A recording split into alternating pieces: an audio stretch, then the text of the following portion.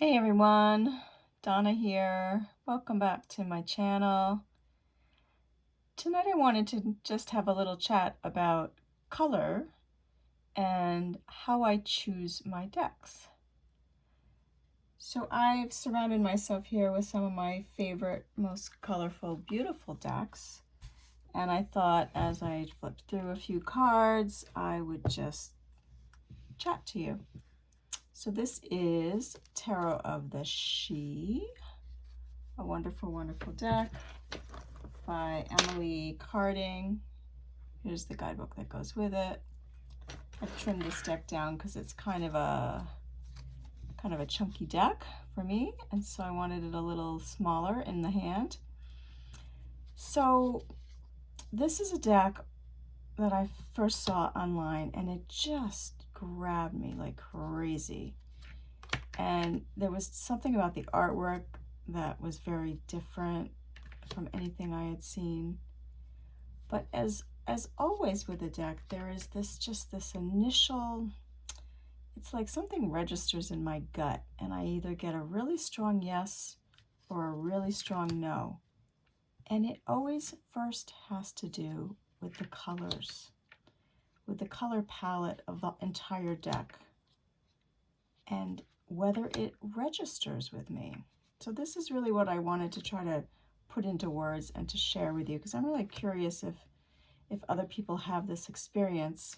I haven't heard other people talking about it on TarotTube, and I just kind of wanted to see if I'm the only one. But color it's just so important to me, and it's literally, I can look at a deck either online in someone's video, or on some kind of source like eBay, Amazon, whatever. Just look at images of a deck, even a Google search.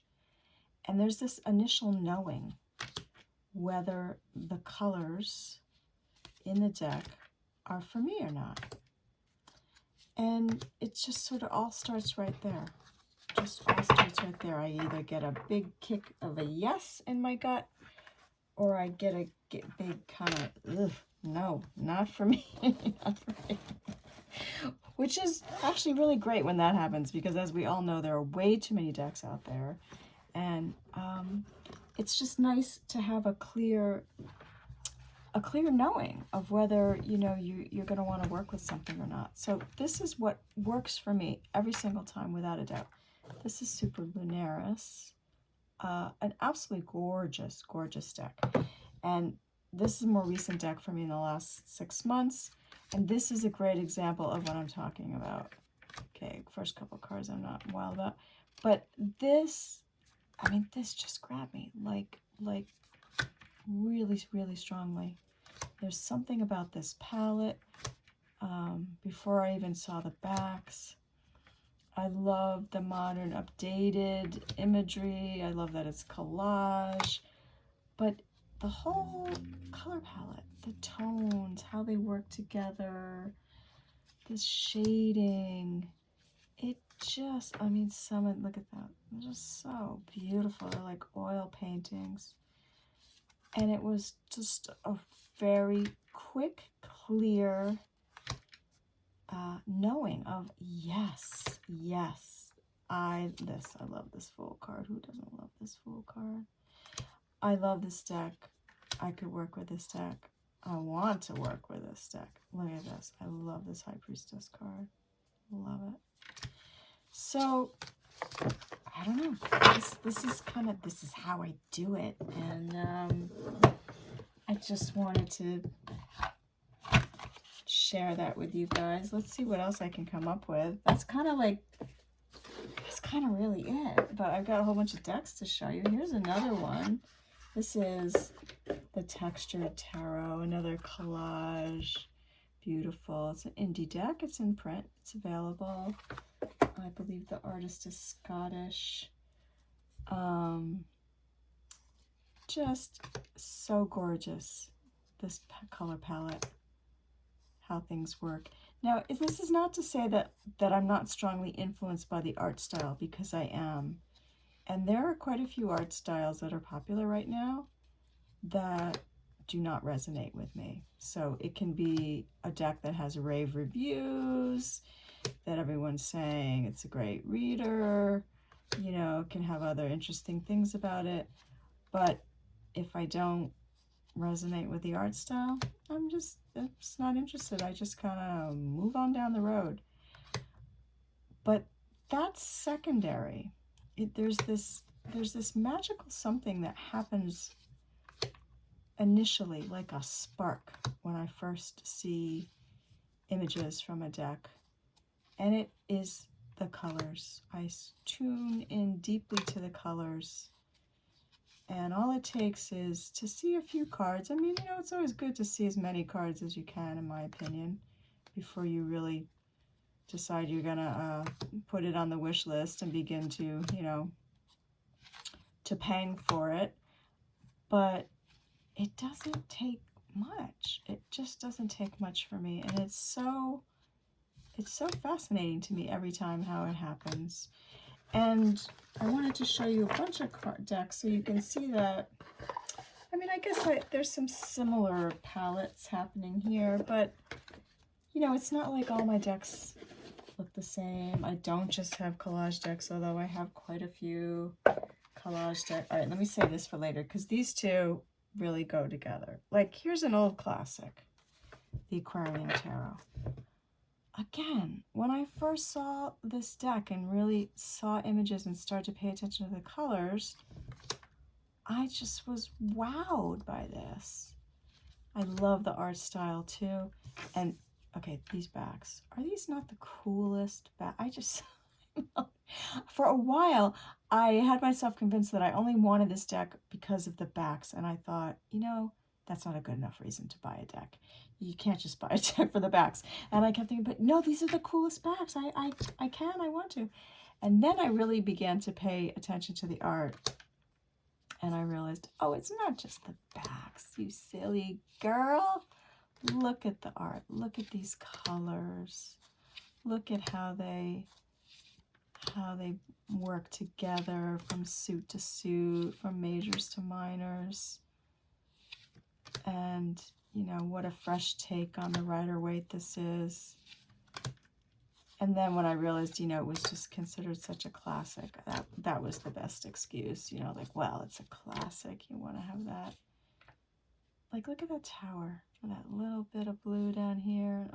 Oh, just so yummy. Love, love, love. Love this deck. So there's a more vintage example. Okay, here's another example. Margaret Peterson. I recently trimmed this, by the way, because this is a humongo deck. I just took the white borders off. It's much improved. These colors. Now these are a little different. I'm kind of a sucker for, you know, pinky purple pastels with lots of earthy thrown in there. But this deck has a lot of fire, a lot of red and orange too. And it was so different, you know, all these mostly abstract pieces. I didn't even know it was a Thoth deck when I first got it. I just knew it was very different, and I thought, well, I better get that before it goes out of print, because something like that is bound to come in and out of print quickly. And then I got it, and you know, I didn't know what to do with it for quite a while, but I put it away for a year or so, and then, you know, little by little, I got back to it, and now there's a bit of talk going on about it. The Margaret Peterson, I think the 25th anniversary version just came out. It has red borders, so it's back on people's radar, but just gorgeous, you know. So tuning in and just realizing, this really does it for me. Margaret Peterson. Okay, here's another really great example of a deck that literally, it grabbed me within less than a minute. I saw Simon show this on the Hermits Cave. Had never heard of this deck. And just, oh, these colors, these jewel rich, deep color. I like a saturation. I definitely like a lot of saturation. This too intrigued me because it's such an ecumenical deck. There's different cultures represented. You know, the artwork is absolutely exquisite. So this was just, it's like a pull. It's like the colors just kind of jump through the screen at me and just